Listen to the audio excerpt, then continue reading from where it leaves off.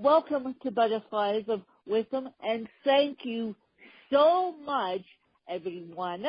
This includes my guest that I'm interviewing right now, so reminding me that I actually have podcast interviews today because you people have been emailing me saying, I'll be on the calls, and of course, the podcast host forgets.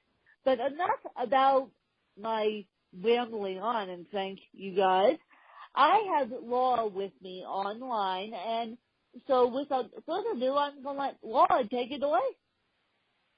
Hi, everybody. My name is Lauren Curtis, and I'm a full-time freelance visual artist in central New Jersey. And I thank Wynn for inviting me to be here. Well, my former life, I used to be a self-taught digital artist, so I know, and I have sold a couple paintings, so I know what freelance art is like. You get what you get, and you don't solicit. You don't get a client that day. You're not getting paid. So, Right. Paula, I want to ask you, what is it like for you being in the digital industry and for you being a traditional freelance artist?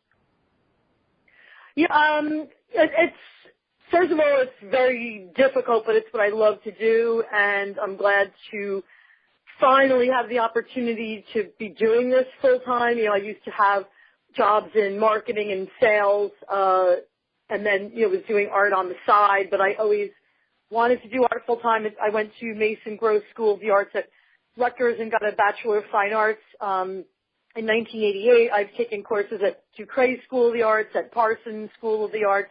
So this is what I've always wanted to do. The universe finally pushed me into the scenario where it was time to go forward with it.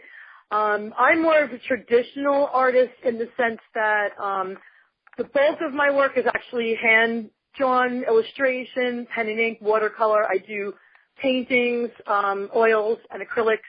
I do collage and mixed media. I do photography, both digital and some 35 millimeter, although that's getting more and more expensive and difficult to do. But I also do work with Photoshop, and I do graphic design, logos, book covers, marketing materials for clients as well. And, like you said, it's very difficult. You have to be very disciplined, very organized, because you're not getting work unless you are constantly looking for new clients, looking for new collectors, applying to shows, applying for jobs online. It's just a 24/7 nonstop procedure. But, it's really exhilarating when you do get that client or that job that comes through. And the best feeling is when you hand over the product and the client's really happy and you get paid for doing what you love to do for a living. Yeah. Well, I used to be a self-taught digital artist, as I said, long before podcasting, and I did sell a couple paintings, and yes, my paintings are still floating around on the internet, and so I know how difficult it is to sell a painting and make a painting and come up with that vision. Thank God you're a woman of so many hats that you can do it all. But what has been your favorite painting? What has been your favorite client project that you have worked on? Oh, that's tough because they're so different, and it's hard to pick just one. But I think one of my favorite things is doing pet portraits because I'm a huge animal lover. I'm a big supporter of animal and environmental rights. I used to do fundraising for some of these issues. So, and drawing animals and wildlife was one of the very first things I started to do when I was a child. So I love being able to do animal portraits for people and, either in memorial of a pet that's passed away or in honor of an animal that's part of their family that's still living. So that's always one of my favorite things to do. Other projects I love doing are pen and ink illustrations for books. I've done both, novels that are geared for teens to adults, and I also do a lot of children's books, so, a lot of fun cartoon type of images. And those are usually fun people to work with as well, because they're creative also. So, they kind of get what it's like to be an artist, because they're doing the creative part with the writing and I'm like bringing their words to life through the artwork. So those have been some great projects. And I've also worked with some historical organizations where I've been paid to do paintings of historical sites throughout central New Jersey, and I'm a big fan of history and keeping history alive. So that was also another great thing to work on, was being able to educate people about the area's history through my artwork, and those pieces would be published into educational booklets and for presentations about historical sites in New Jersey. So, man, you did it all. You have tried. So, tried. And secret, you guys, this is now coming out of the bag. My favorite art medium to work with is acrylic, or when I get the chance to work with acrylic, I love it, or the digital media outlet, and making, I used to use Trail Painter X, and that's how I got my start in the advocacy world, is actually being self-taught digital artist. And so I love acrylics when it comes down to it. They cause less of a mess. And so what is your favorite medium to work in, Laura?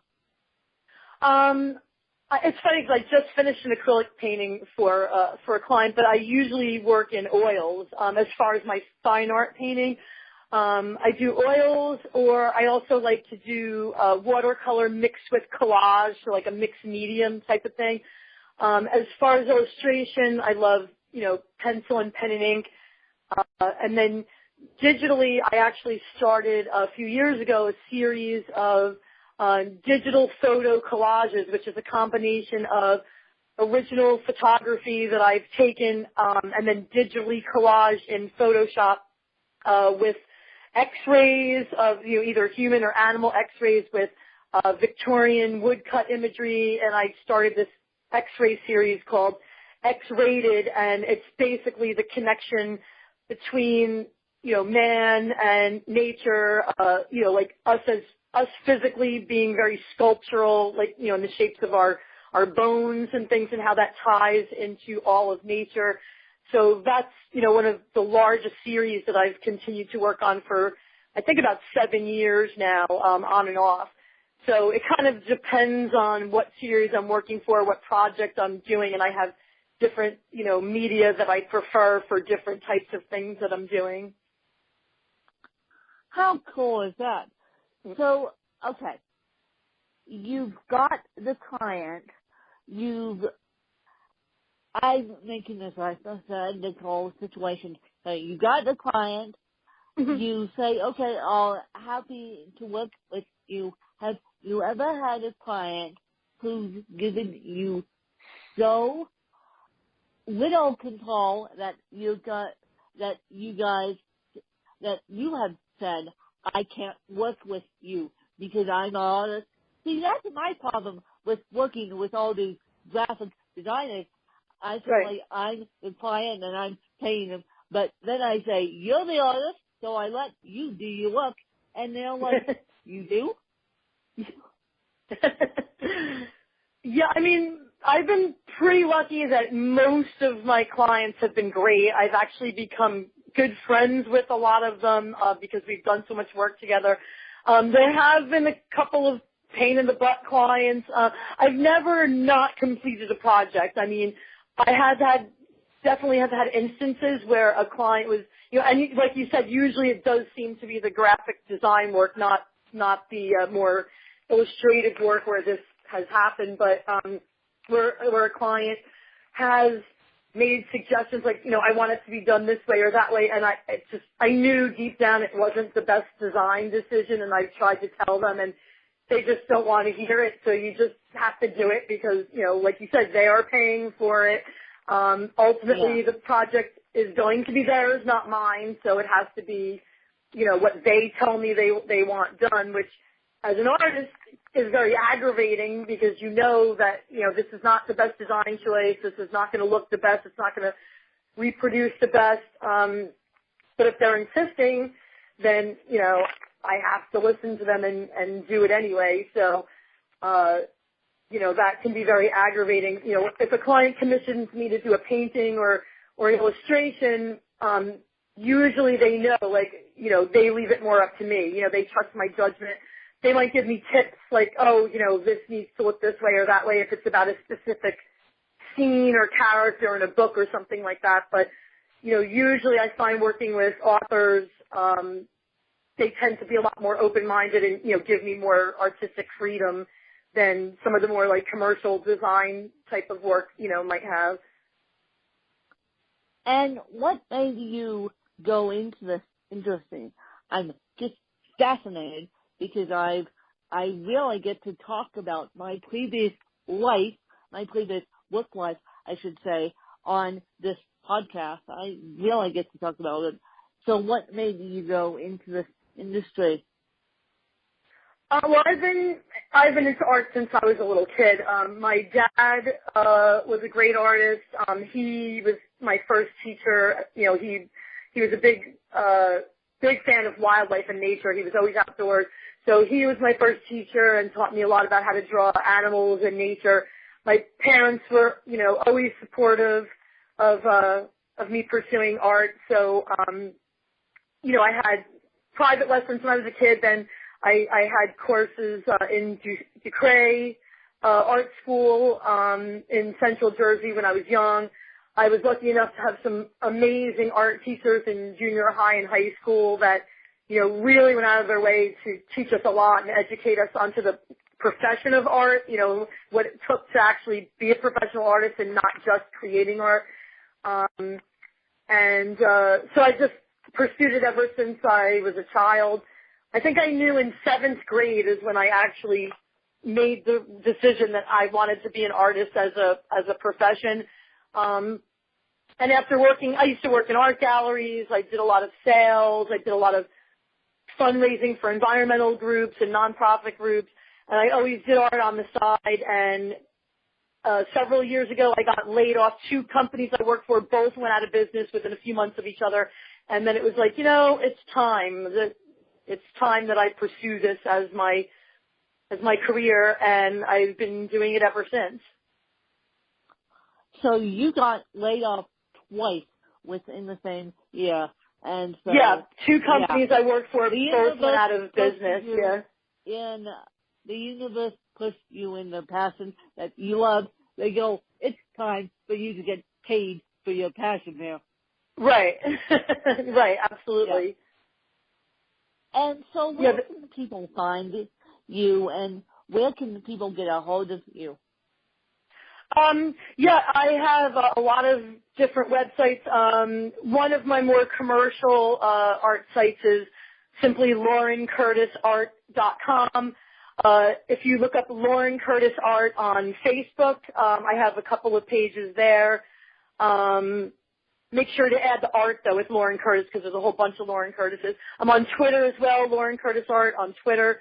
And then I have LaurenCurtisArt.weebly, WEEBLY.com is my main fine art and photography website.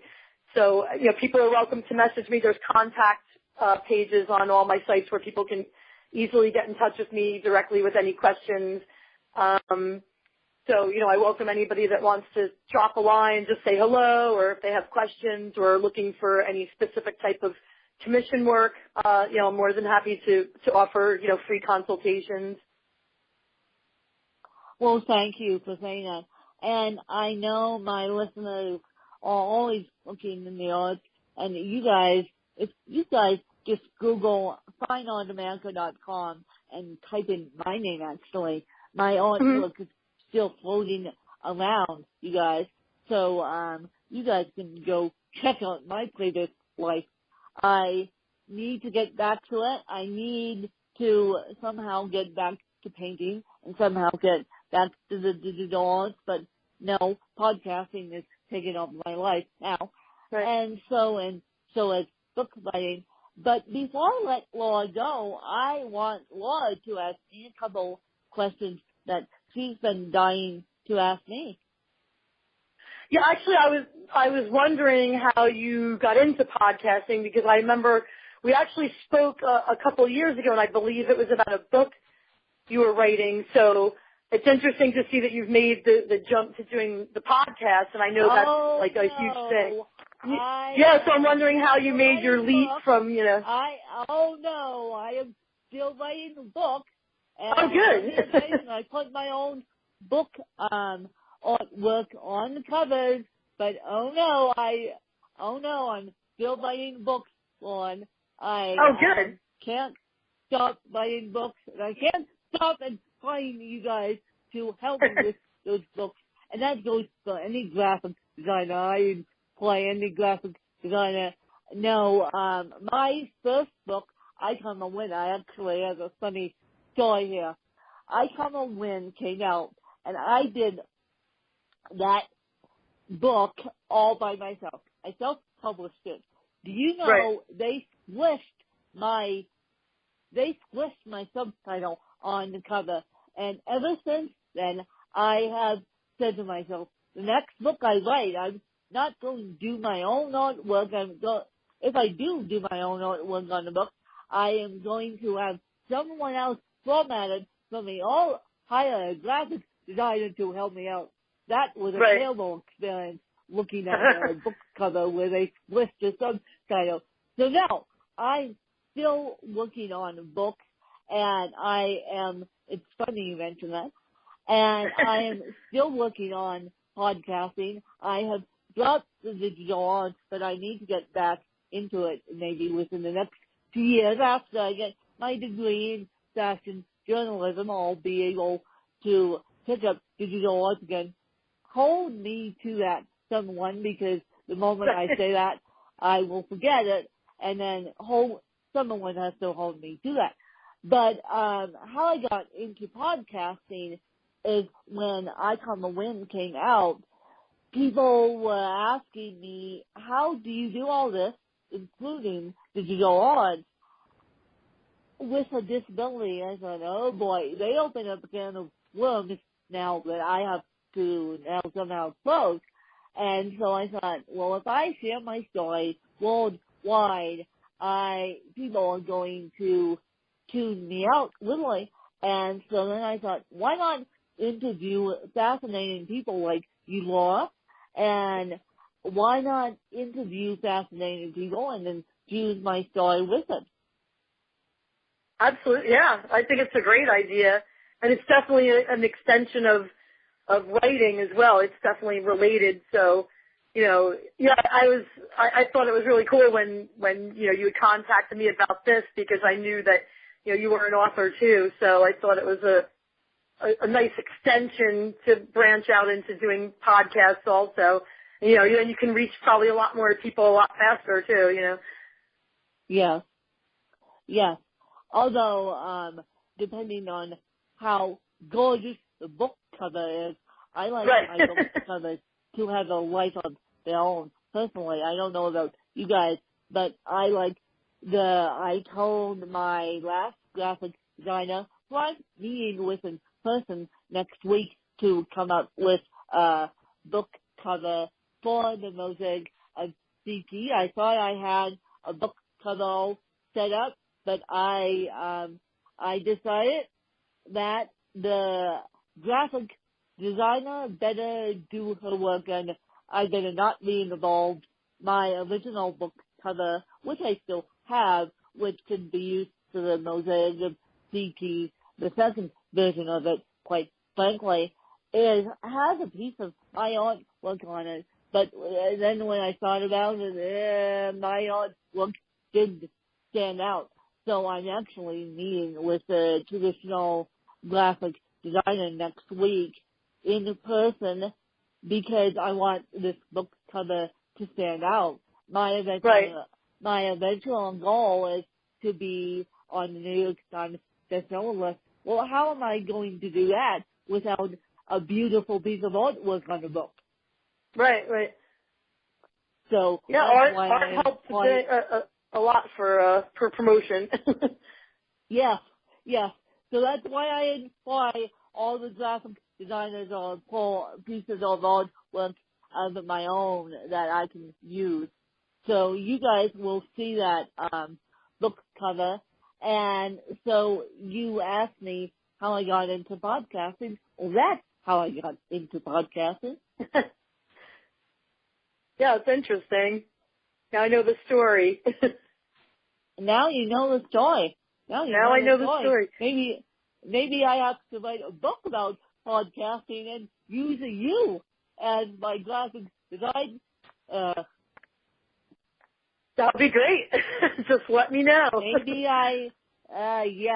Maybe we have to now write a book about podcasting and use you because it's tough to be a freelance graphic designer, I know. And so do you have any more questions for me?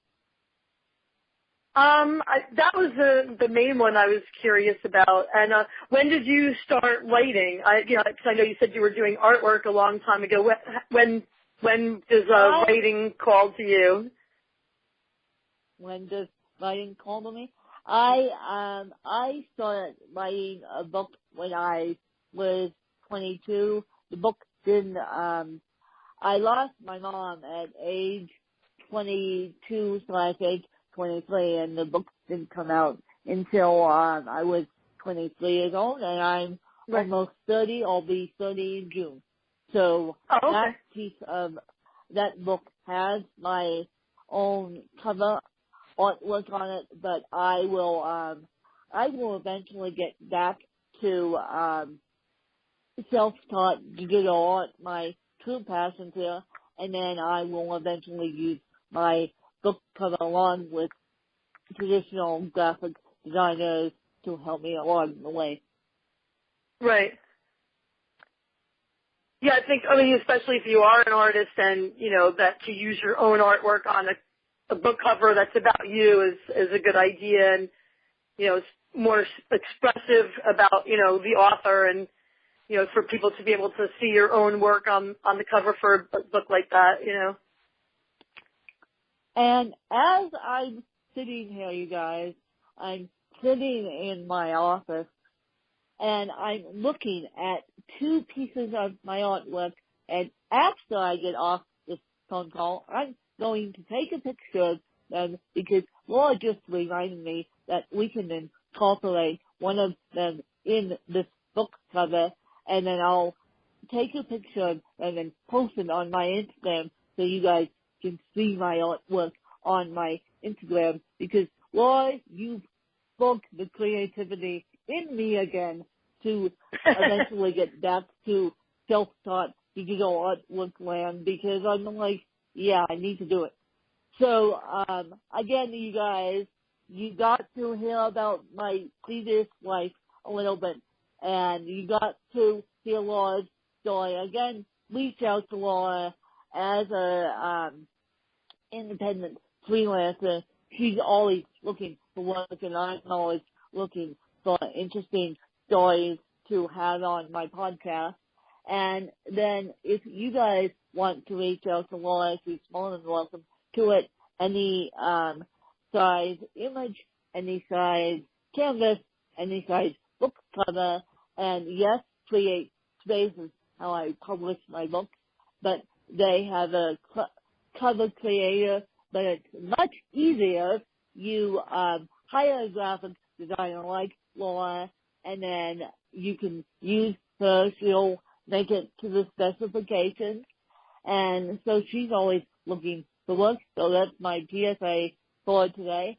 But again, you guys, I thank you for listening to Laura and I speak.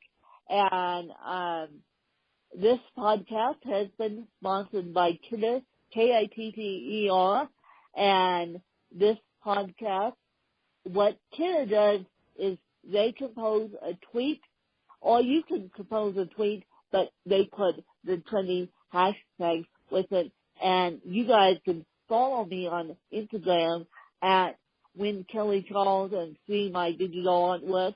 And then if you want to reach out to me about doing artwork, well, you guys get me back in the space. I'm more than happy to pull out my computer and do it again. And so, again, I thank Laura for coming on and sharing her story. Oh, thanks so much, Gwen. I was very happy to be here. And again, if anyone wants to find me online, it's Lauren Curtis Art, LaurenCurtisArt. And I'd love to hear from people. And I appreciate again that you had me on your podcast. Thank you. Thanks to you guys.